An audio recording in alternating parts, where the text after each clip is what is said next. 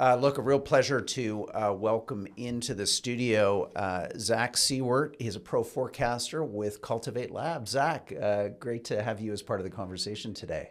Yeah, great to be here. Thanks for having me.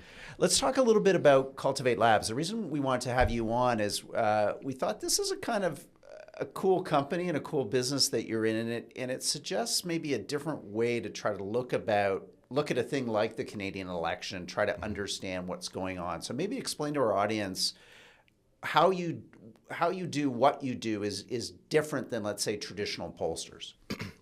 Yeah, there's a few ways. I think the main similarity is that we're asking a large number of people what they think about the election. And so we're asking people to come in and say, hey, this is what I expect to happen. But unlike traditional polling, we're asking people to give us a forecast, a probability.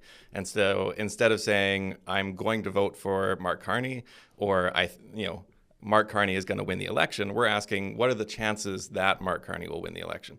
And so you see that reflected when you have the results where maybe people think, okay, maybe I think Polyev is going to win the election, and everyone in my friend group thinks he's going to win, so you have 100% that he's going to win.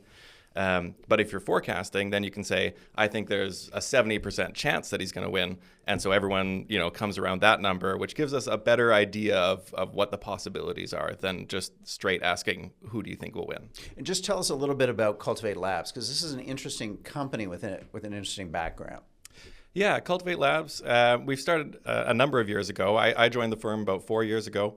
It was born out of this idea of bringing crowds together and being able to create forecasts about what's going on in the world. And so there was a lot of research done initially by the US government and other governments as well to see how can we improve not just forecasting elections, but forecasting geopolitics. Will there be various wars around the world and all these sorts of things? And they found that using this with their intelligence groups actually improved on the processes that they had originally and came up with more accurate forecasts than they could even have with secret information. And so that's where it comes from, and now it's used pretty widely around the world.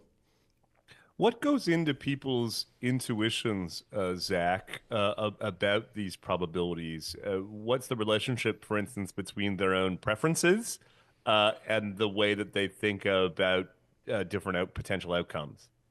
Yeah, absolutely. I think there's a number of things. Obviously, a lot of forecasters will look at the data first, and so the polling is a key aspect of that. But you'll notice that while maybe the polls are suggesting 90-95% chance of a Liberal government, the forecasters are saying 75%. So what's the difference there? Part of that is looking at, okay, well, what do I actually expect to change between now and election day? Part of that might be, hey, I think maybe the data is a little bit off, and I think the Conservatives will poll higher than they have so far. But then when you come back to that question of bias, what we need to try and do as forecasters is A, eliminate your own bias, but B, you want to have a crowd that's diverse. So ideally, you don't have a crowd that all has the same education, reads the same news, has the same opinions to begin with. You're going to get a little bit of a biased response that way. But if you're able to spread it out across a larger number of people, those biases start to cancel each other out, and what you have left is the information that gives you a better forecast. So talk to us a little bit about how you actually go and collect this information, because it's again different. It's not like you're phoning people or using internet panels as your sole device. You're using a different kind of collection mechanism. Yeah, absolutely. It depends on the purpose. And so, if we're working with a private corporation, often they'll just be using their own employees.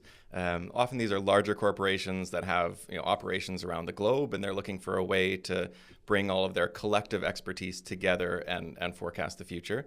If we're looking at something like the election, those are usually done on public platforms. So you'll be able to just gather people from the internet across the world. So if we look at some of our platforms, there'll be a strong American presence, obviously, a Canadian presence, but also, I was having a conversation just the other day with a pro forecaster from India and from around the world, and they're all interested in these questions, even on, the Canadian election. And so there'll be those. And so often that's just public and people come on because they're interested in forecasting. And then we'll also hire pro forecasters, so people that have proved themselves over time because we're able to score these forecasts. So Sean, let's go there, because that's an interesting idea, Sean. I'm going to let you ask that question. Pro forecasters. Are you a pro forecaster, Sean? I've been picking the Maple Leafs to win the Stanley Cup for a long time, so I think the answer is probably no, Roger.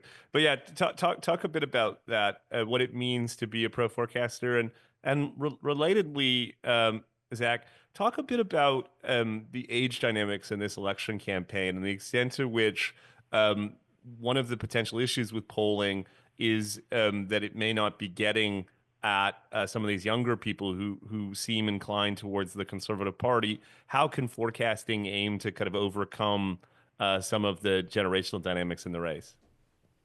Yeah, absolutely. Well, just with pro forecasting, so what that is again, because we ask people for a number instead of just picking a winner, we're able to go back and see how they've scored over time. And so people can build up a track record of quality forecasting. Yeah. And so that's how we come up with pro forecasters. And so there's a pool of these people, just around the world that are very good at it. Now, are they very good at like forecast? Like you're talking this procaster in India. Are they good at pro forecasting the American election, or like? I guess what I'm wondering is, are these people generalists or are they specialists? Yeah, I'd say they're typically generalists. So they'd be forecasting a broad range of questions. So if you look on, some of our platforms, it's a range of, back before Russia invaded Ukraine, there was a lot of, is Russia about to invade Ukraine? And those sorts of questions. Obviously, as election cycles come, those questions come up. But they're even asking questions about AI and supercomputers and who's going to achieve the next milestone in AI. And so a lot of these pro forecasters are generalists across all these sorts of questions. And they'll specialize a little bit and say, hey, I'm really better at, politics than I am at technology. Sure. But yeah, they'd be generalists. Over to you, Sean.